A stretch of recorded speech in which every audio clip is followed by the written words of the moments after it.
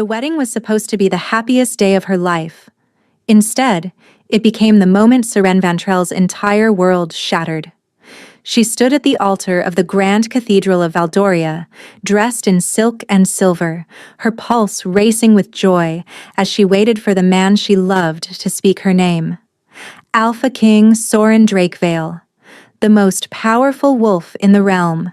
The man who had courted her for 2 years, who had whispered promises against her lips, who had chosen her above every princess and noblewoman in the land. But when the priest asked him to confirm his bride, Soren's eyes passed over Seren as if she were a stranger, and he spoke her sister's name instead. Selene. One word, one name, and Seren's life ended in front of 1,000 witnesses. She ran that night, fled the kingdom with nothing but the clothes on her back and a broken heart. No one came after her. Why would they? The king had made his choice. What no one knew, what Seren herself didn't discover until weeks later, was that she carried his heirs, twin heartbeats growing inside her. The future of Valdoria, hidden in a forgotten village at the edge of the realm. For 5 years, she raised them alone. For 5 years, she convinced herself she would never return. For 5 years, she believed she was safe. She was wrong. Because the Alpha King had finally discovered the truth. And he was coming for what was his. The Grand Cathedral of Valdoria had never looked more beautiful.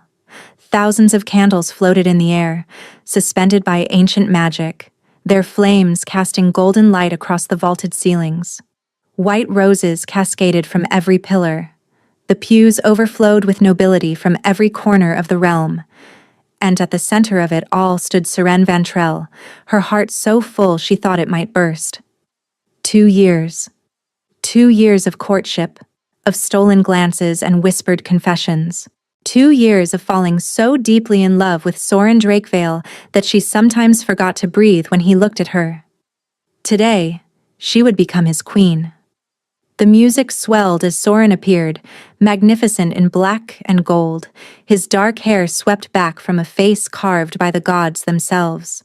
Tall, broad-shouldered, with eyes the color of burnt amber that had always looked at her like she was the only woman in the world. He walked toward her, and Seren felt tears prick her eyes. This was real. Soren reached the altar and took his place beside her. The high priest began the sacred words, but something was wrong. Seren felt it in the way Soren held himself, rigid and distant. She saw it in his eyes when she gathered the courage to look at him. Those amber eyes that had once burned with warmth now stared at her with nothing. No recognition, no love, just emptiness. "Soren?" she whispered. He didn't respond. The priest reached the vows. "Do you, Soren Drakevale, Alpha King of Valdoria, take this woman to be your mate, your queen, your bonded for all eternity?" Silence stretched for 1 heartbeat. 2. Then Soren spoke, and the word destroyed everything. "No." Gasps erupted through the cathedral. Seren's blood turned to ice. "Your Majesty?" The priest's voice trembled. "The arrangement was... There's been a change." Soren's voice was flat, emotionless. He turned, but not toward her. His gaze swept past Seren entirely, landing on the front pew, where her sister sat. "Selene," he said, "I will marry Selene instead." The world stopped. Seren watched in frozen horror as her younger sister rose from the pew, her face pale with shock that looked almost genuine. "Your Majesty, I never..." Selene stammered. "Come." Soren extended his hand. "Take your place beside me." The cathedral erupted into chaos, but all Seren could see was Selene walking toward the altar. All she could feel was her heart cracking open. "Soren," her voice came out broken. "Look at me, please." He didn't. His amber eyes remained fixed on Selene as she took Seren's place, as if Seren didn't exist. "Remove her," Soren said to the guards. "She's disrupting the ceremony." Hands closed around Seren's arms. She was being dragged backward, and he wasn't even watching. The cathedral doors slammed shut behind her, and the last thing she heard was the priest beginning the vows again. For Celine. She ran. Through corridors and gardens she ran until her lungs burned. She collapsed in the royal stables, her silver wedding gown torn and muddied. And there, alone in the shadows, Seren Ventrell shattered. She didn't know how long she lay there. She only knew that when she finally stood, something inside her had changed, hardened. She would not stay. She would not watch her sister become his queen. She would disappear. Seren stole plain clothes and a traveling cloak, keeping her distinctive silver hair bound beneath the fabric. She slipped out the castle's back gate under cover of darkness.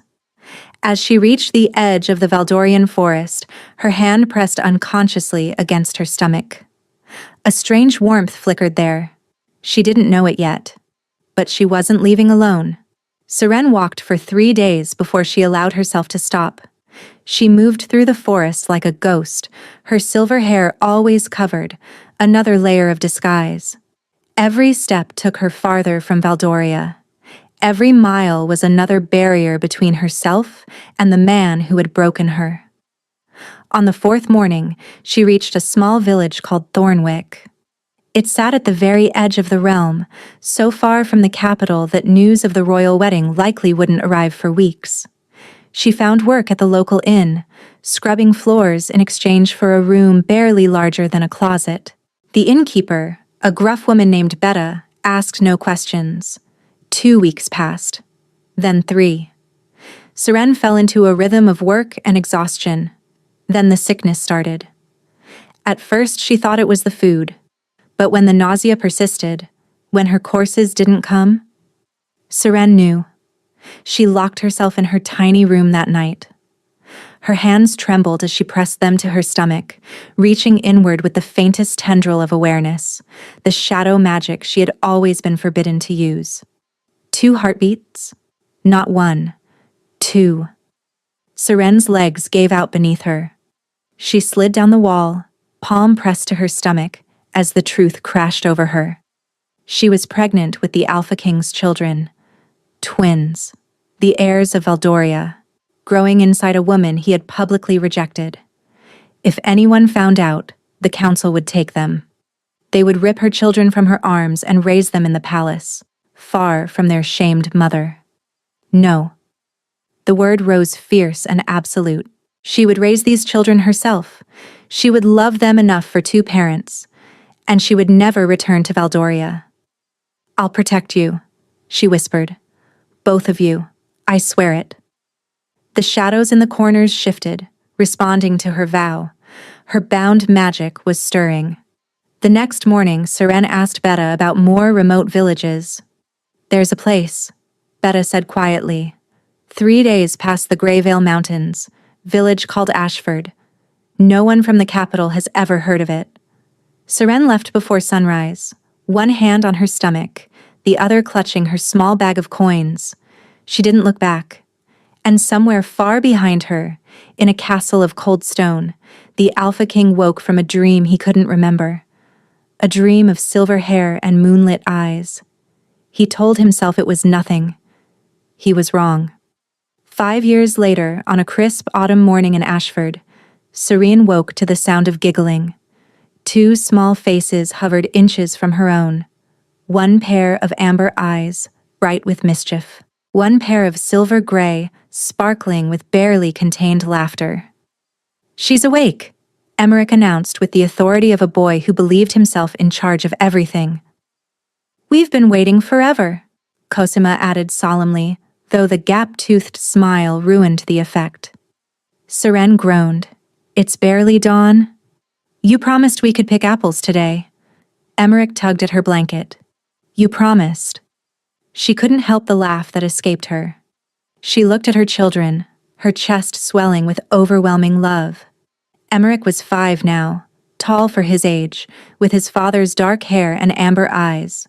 He had Soren's stubborn jaw, too, and the same commanding presence. Sometimes it unnerved her, how much he looked like the man who had broken her. But then Emmerich would flash his crooked grin, and she would remember he was his own person. Cosima was his opposite. Quiet where he was loud, thoughtful where he was impulsive, with silver blonde hair that Seren told curious villagers came from her late grandmother, and gray eyes that seemed to see more than any child should. Sometimes Seren caught her daughter staring at shadows with intense concentration, and she wondered if the shadowborn magic had passed to her. Just last week, Cosima had made the candle flames flicker without touching them. Small manifestations, easy to dismiss as coincidence, but Seren knew better. All right. She sat up. Breakfast first, then apples. The twins cheered and scrambled toward the kitchen. She had built a life here.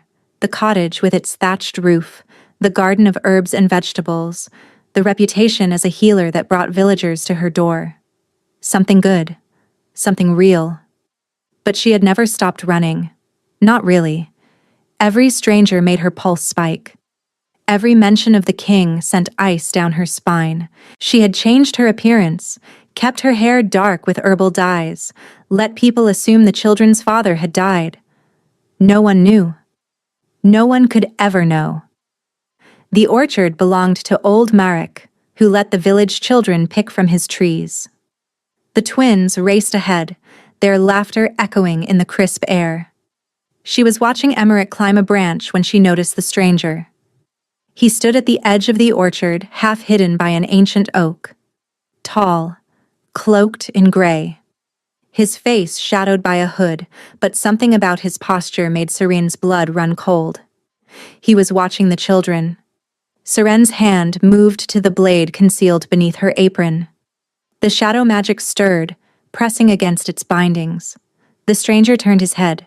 Their eyes met. Then he was gone. "Mama?" Cosima had appeared beside her. "What's wrong? You smell scared." "Nothing, little moon. Just thought I saw a deer." Cosima's gray eyes studied her. "That wasn't a deer." "No," Seren agreed quietly. "It wasn't." The next morning, she found hoofprints at the edge of her property. Fresh ones. Not from a villager's draft horse. These were the prints of a war horse, the kind ridden by royal guards. Seren stared at those prints and felt her careful world begin to crack. They had found her. Seren had 3 days to disappear again. But on the second night, Emmerich fell ill. It started as a fever. By morning, her son was burning, his body racked with tremors, his amber eyes glazed and unseeing. This was no ordinary sickness. She had seen this before, a magical affliction that struck wolf-blooded children when their abilities manifested.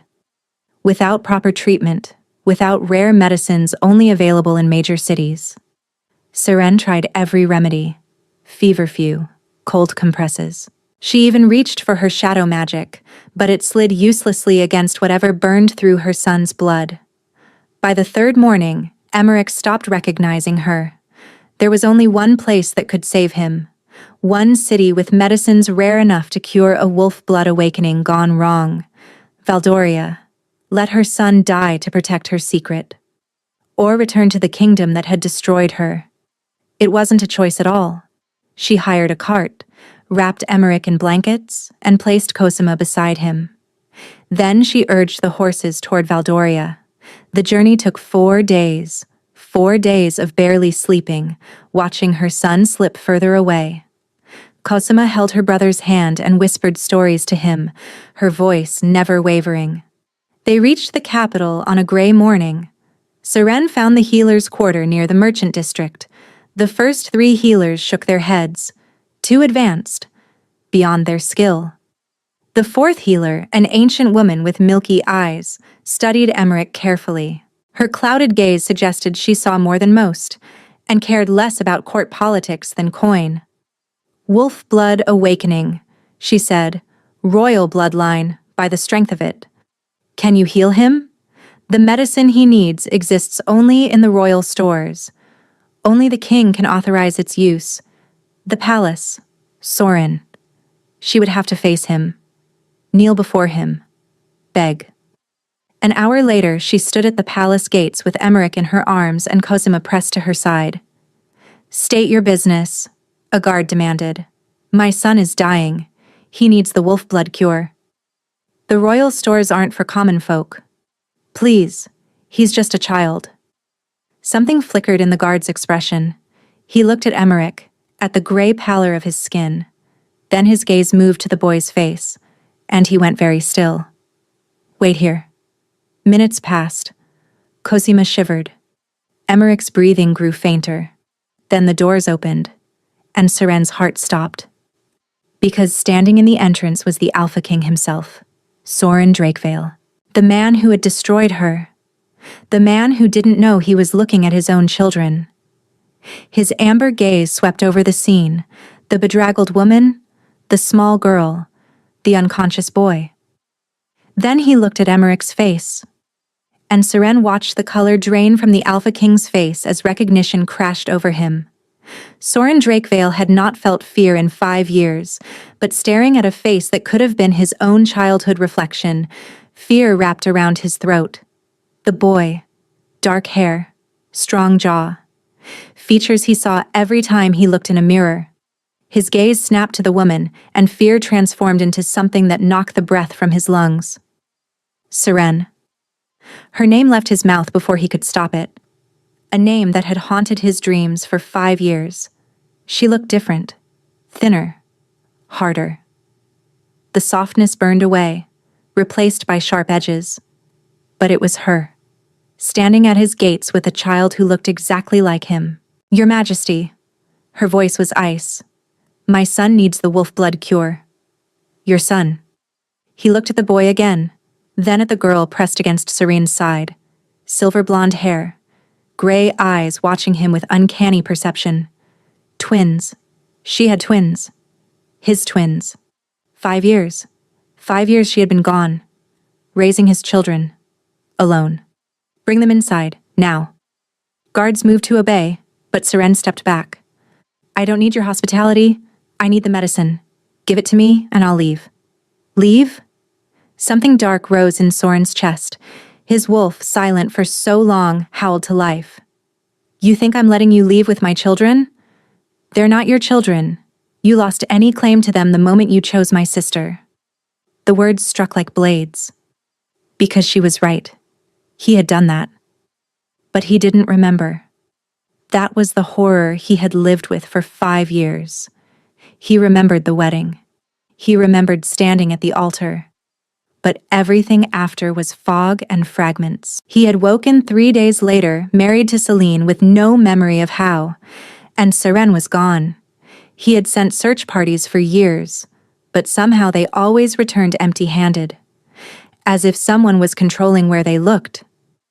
The boy is dying. The small girl's voice cut through. She was looking up at him with silver eyes. You can fight later. Save my brother first. Soren stared at this tiny creature who had just commanded a king. She's right. He turned to his guards. Fetch the royal healer. Now.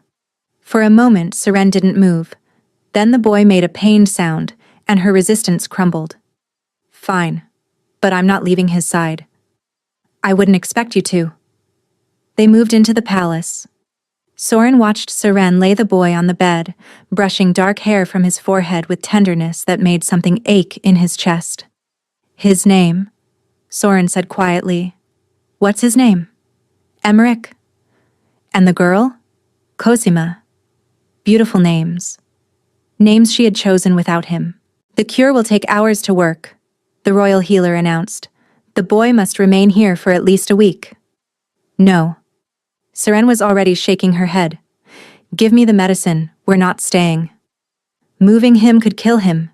He stays, or he dies. Seren's hands clenched. There was no escape. You'll have private chambers? Soren said quietly. No one will disturb you. And what about you? Seren finally looked at him, fury burning in her eyes.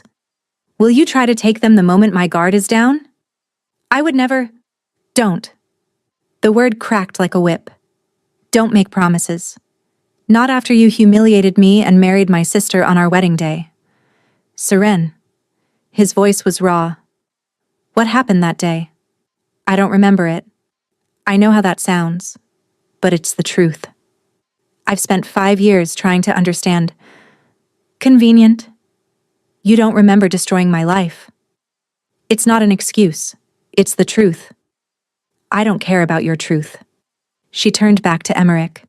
Save him, and then we're gone. Soren wanted to argue, but the boy was gray and still, and Seren was trembling with exhaustion. We'll talk, he said quietly. When he's better. Cosima stepped forward, small and solemn. You have sad eyes, she said simply. Like Mama. Like you lost something important. Then she walked to her mother's side, leaving the Alpha King gutted by the words of a 5-year-old. 3 days passed. Emmerich's fever broke on the second night. By the third morning, he was demanding food and asking why they were in such a big, fancy house. Seren wept with relief when no one could see, but with her son's recovery came a new problem. Soren appeared at their door every few hours with food, toys, and questions disguised as conversation. He was trying. And despite her fury, she couldn't deny his efforts with the children were genuine. Emmerich was wary at first, but Soren brought him a carved wooden wolf, and by the third day, the boy was showing the king his collection of interesting rocks. Cosima was harder to win over. She watched Soren with those knowing eyes, never warming to his attempts. But Seren caught her daughter studying a book of fairy tales he had brought. It was torture, watching them inch toward connection when she knew they would have to leave. And then, there was the other problem. Soren Drakevale was still the most beautiful man she had ever seen. 5 years had sharpened him, carved away the last traces of youth. His dark hair was longer now. His amber eyes held depths they hadn't possessed before, shadows and weariness that looked almost like grief. Every time he looked at her, she felt it. That pull. The mate bond that had never fully formed because they had never marked each other. It was still there, dormant, but alive.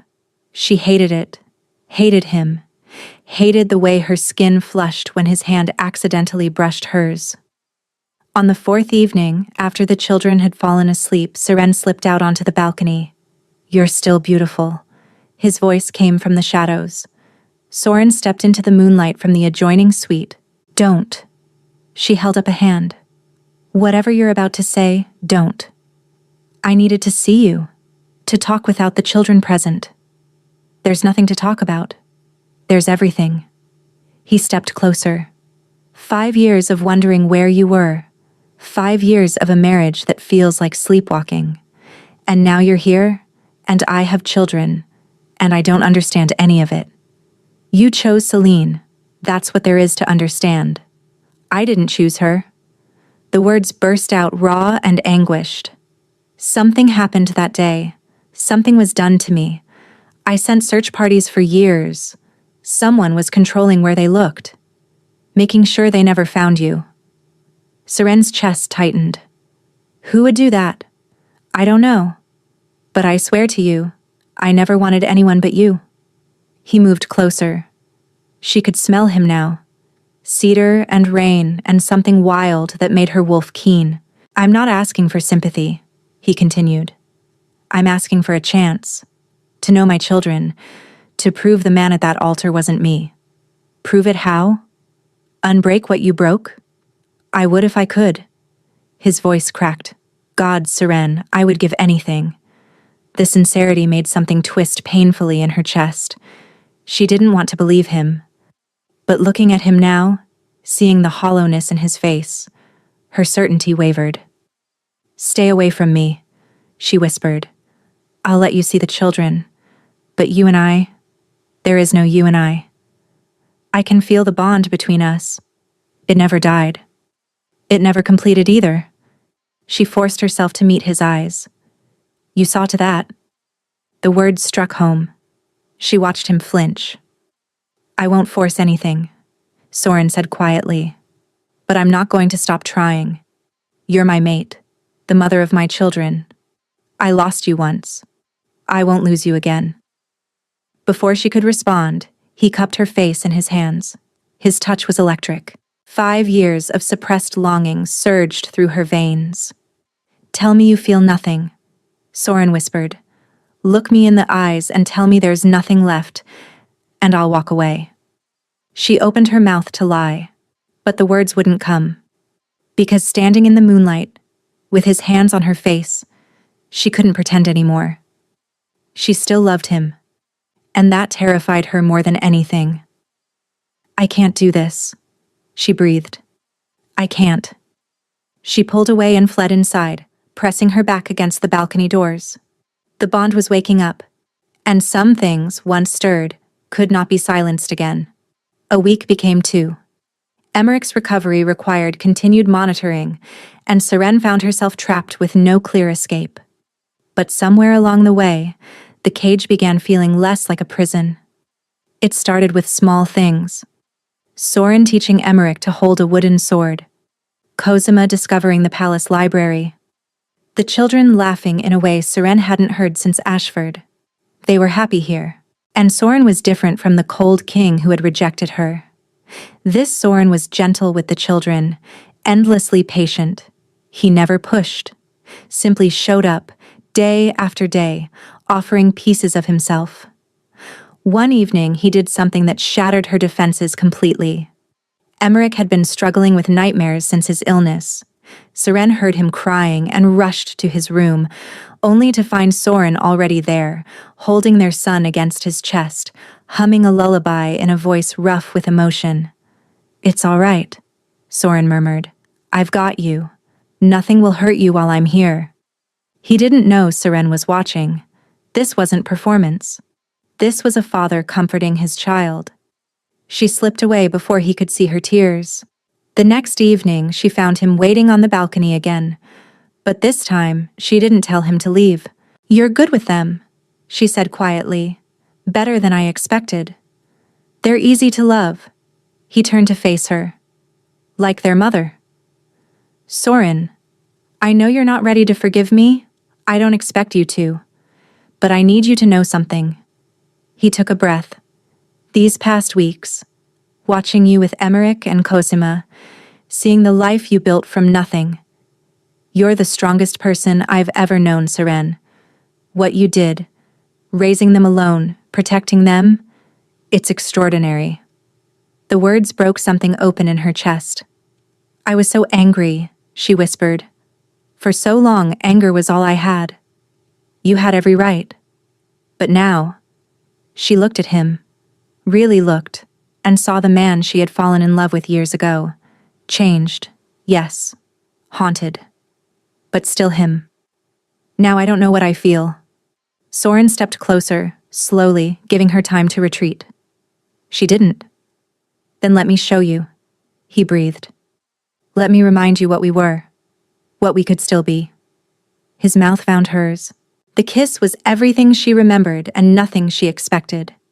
Gentle at first, questioning, then deeper, hungrier, 5 years of longing pouring out. Her hands fisted in his shirt, his arms wrapped around her waist. And the bond between them exploded into life, a golden thread winding through her soul. They broke apart, gasping. Seren? Her name was a prayer on his lips. My mate. Soren, She stopped, confusion flickering. Something's wrong. His skin was growing cold, his face turning pale, his eyes clouding with pain. Soren? What's happening? He tried to speak. No words came. His hand flew to his chest. A sound escaped him, half gasp, half groan, and his legs buckled. Seren caught him as he fell. Soren, look at me. His eyes found hers, glazed with agony. The curse, he managed. It's awakening. What curse? But he couldn't answer. His body convulsed, and Seren screamed for help as the man she had just kissed began to die in her arms. The royal healer worked through the night. Seren sat in the corridor, hands trembling. Cosima had found her at dawn, drawn by some instinct, and now pressed against her side. He's not going to die, Cosima said quietly. I can feel it. His thread is still bright. His thread? The golden thread. I see them, connecting people. Cosima's silver eyes were distant. His goes to you. It's very strong, but something dark is wrapped around it. Squeezing. Shadowborn magic. Her daughter had inherited the sight. The chamber doors opened. The healer emerged, exhaustion carved into her face. He's stable, but I've never seen anything like this curse. It's ancient, woven into his bloodline. What kind of curse? A soul fracture curse. Every time he tries to complete a true mate bond, it activates. Fragments his mind, his memories. If it progresses fully, it will shatter him. Seren's blood turned to ice. That's why he doesn't remember the wedding. Exactly. The curse created gaps, moments where he could be controlled, made to do things he would never choose. Someone used that window to change his choice at the altar. Yes, someone who understood the curse intimately. The healer paused. There's something else. The curse is connected to another bloodline. Shadowborn magic could either destroy him or save him. Seren's heart stopped. You carry the shadow blood, the healer continued. I felt it when you arrived. You could reach into his fractured soul and make it whole. And if I fail? Then you will both shatter. Seren entered Soren's chambers alone. He lay motionless, pale as death, his breathing shallow. His skin was ice cold. He has perhaps 3 days, the healer had said. Find a way to break it, or lose him. Seren sank into the chair beside his bed, mind reeling. All these years she had blamed him, believed he had chosen cruelty, but he had been a victim too. Trapped by a curse, manipulated by someone who had stolen his free will. Who did this to you? She whispered. Who hated you enough to curse your entire bloodline? A new question burned even brighter. Who had exploited the curse 5 years ago? Who had orchestrated Celine's placement at his side? Seren pressed a kiss to his cold forehead. I'm going to fix this. I'm going to save you. It was time to find answers. Seren found her sister in the Queen's chambers. Celine sat before a mirror, but her reflection showed none of the vanity Seren expected. She looked tired, hollow, like a woman slowly emptied over 5 years. You came. Celine's voice was flat. I wondered how long it would take. The king is dying, a curse that someone exploited. To put you on the throne instead of me. Yes, I know. You've known all this time? I've suspected. Celine set down her brush. But I've been, not myself, not for a long time. Seren studied her sister. The woman before her was thin, fragile, with shadows under her eyes. What happened to you? I became queen. Celine laughed bitterly. Everything Mother wanted. And it's been a prison ever since. Mother? Seren's blood ran cold. Our stepmother? Of course. Did you think she'd let her stepdaughter become queen when her own daughter could take that place? Celine's eyes filled with despair. She spent years learning about the curse, how to exploit it. The truth crashed over Seren. Vesna, her stepmother. The woman who had looked at Seren with barely concealed hatred for as long as she could remember. She controlled Soren at the wedding. Seren said slowly, yes. And then she bound me to him, knowing he would never love me. Tears streamed down Celine's face. I tried to tell someone, but Mother has her claws everywhere. The council, the guards. She's been the true power behind the throne. Where is she now? The Eastern Tower. She's a blood witch, Seren. Dark and ancient magic. That's how she knew about the curse. Will you help me stop her? Celine stared. You would trust me? You were a victim too. Seren took her sister's trembling hands. Vesna used us against each other, made us enemies when we should have been allies. Slowly, Celine nodded. I'll help you. But you should know. Mother is powerful, and she wants your children. The twins? She's known since you arrived. Royal blood with shadowborn magic. In her hands, with her blood spells. Celine's grip tightened. They're not just heirs, they are weapons. Fire erupted in Seren's veins. Stay with Emmerich and Cosima. Don't let anyone near them. Where are you going? The shadows rose around her like living darkness. The power she had suppressed for so long roared to life. I'm going to end this. The eastern tower rose against the night sky. Seren climbed with shadows coiling at her heels. The door stood open. An invitation. A trap. She walked through anyway. Vesna stood at the center of the chamber, surrounded by candles burning with sickly green flame. She looked exactly as Seren remembered, beautiful in a cold way, with raven black hair and eyes like chips of ice. Stepdaughter. Vesna's smile was razor-sharp. I wondered when you'd figure it out. It's over. Whatever you're planning ends now. Does it? Vesna laughed. You have no idea what you're dealing with. I've spent 30 years building this. Building what? The curse was never meant to destroy the Drakevales. It was meant to prepare them. Hollow out their souls so something else could fill the void. Vesna's eyes gleamed. Not just him. His children. Your children. Royal blood and shadow magic combined. Seren's shadows exploded outward. But Vesna raised her hand and green fire erupted to meet the darkness. The collision shook the tower. And somewhere below, Seren heard her children screaming. The sound of her children's terror cut through everything. Seren's concentration shattered. Vesna's fire slammed into her, throwing her against the wall. Mama! Cosima's voice echoed. Help! Your children are being collected as we speak, Vesna said calmly. Once I complete the ritual, even your shadow magic won't be enough. Rage unlike anything Seren had ever felt surged through her. She had spent 5 years protecting those children. She would not lose them now. The shadows responded to her fury, rising like a storm. But this time, she didn't try to control them. She let go. The darkness exploded outward. The shadows weren't just power. They were her. An extension of her will, her love, her desperate need to protect. Vesna's eyes widened. Impossible. No one has manifested the full shadow gift in generations. You should have left my children alone. Seren's voice echoed with 1,000 shadows. She raised her hand, and darkness obeyed. Vesna threw fire. The shadows swallowed it. She conjured barriers. Darkness shattered them. She tried to flee. Shadow tendrils wrapped around her ankles. I've mastered arts you can't comprehend. You studied power. Seren stepped closer.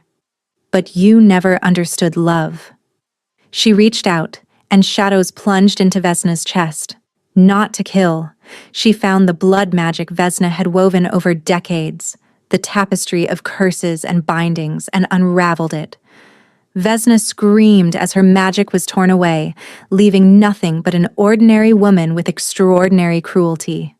The witch collapsed, unconscious and powerless.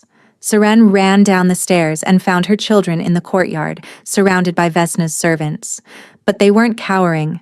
Emmerich had a stolen sword, holding it with pure instinct, and Cosima was glowing, silver light pouring from her body, creating a barrier no one could breach. Mama, I can't hold it much longer.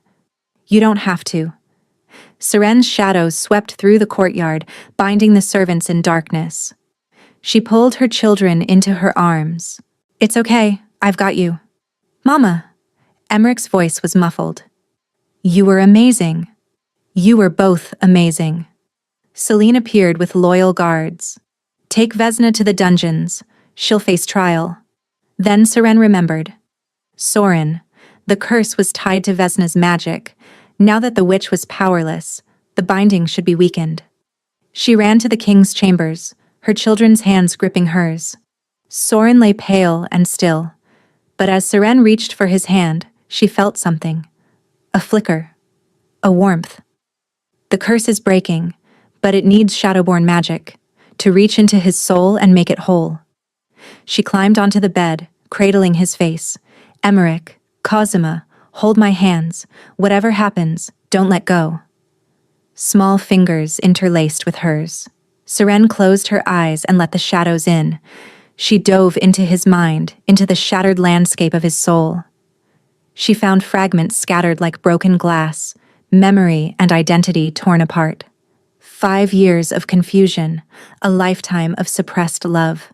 And she gathered them all. Piece by piece, she wove him back together. Exhausting work requiring every ounce of power. But she had her children's love flowing through her, and Soren's soul reaching for hers. 2 broken people finding each other in the darkness. When Seren opened her eyes, amber ones looked back. Seren. His voice was hoarse but clear. You saved me. We saved each other.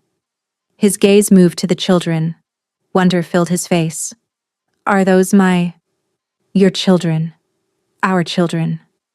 Soren sat up slowly, staring at the twins. Hello, he said softly. I'm your father. I'm so sorry I wasn't there. Emmerich stepped forward, jaw set with stubborn determination. Mama said you were under a bad spell, that you didn't mean to hurt her. Is that true? Yes, I would never have chosen to leave her. Emmerich considered this, then nodded. Okay, I believe you. He paused. Can you still teach me to fight? Soren laughed, tears streaming down his face. Yes, anything you want. Cosima approached slowly, placing her small hand over his heart. Your thread is whole now. It's connected to Mama. And to us. She looked up at him. You feel like home. Soren pulled both children into his arms. Seren watched her family embrace, and for the first time in 5 years, she felt complete. 6 months later, spring had come to Valdoria. Seren stood on the balcony of the Queen's chambers, her chambers now, watching the children play below. Emmerich practiced sword forms while Cosima read to her adopted kittens. Vesna's trial had concluded months ago. She would spend the rest of her days in the deepest dungeon, stripped of everything. Celine had testified against her own mother and had since left Valdoria to find her own path. The marriage between Soren and Celine had been annulled, declared void due to magical coercion. When Soren announced his intention to marry the mother of his children, the kingdom celebrated. Arms wrapped around her waist. They're happy, Soren murmured. They are. She turned to face him. Are you? I have you. I have our children. I have my mind back, my soul back. He cupped her face. Happy doesn't begin to cover it. He kissed her, and she felt the mate bond pulse between them, complete and unbreakable. I have something to tell you, she said when they parted. She took his hand and placed it on her stomach. His eyes widened. Another one? Perhaps 2. Twins seem to run in our family.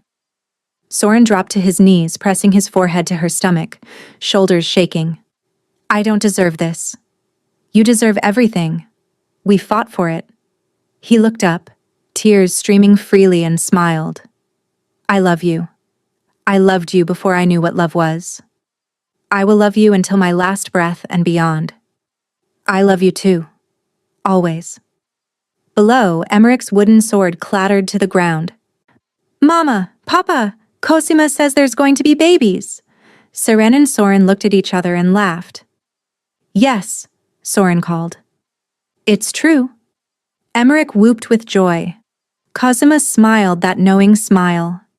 And high above them, on the balcony where 2 broken people had finally become whole, the Alpha King and his Shadowborn Queen held each other and watched their family grow.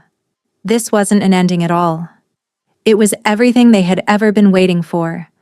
The wedding was supposed to be the happiest day of her life. Instead, it became the moment Seren Vantrell's entire world shattered. She stood at the altar of the Grand Cathedral of Valdoria, dressed in silk and silver, waiting for the man she loved to speak her name. But when the priest asked him to confirm his bride, Soren's eyes passed over Seren as if she were a stranger, and he spoke her sister's name instead. Celine. 1 word. 1 name, and her life ended in front of 1,000 witnesses. But what no one knew, what Seren herself didn't discover until weeks later, was that she carried his heirs, twin heartbeats growing inside her. She thought she had lost everything. She was wrong. Because some bonds cannot be broken, some loves cannot be forgotten, and some stories are only just beginning. Thank you for listening to this story. Let me know what you thought in the comments. I always read them, and they mean more than you know.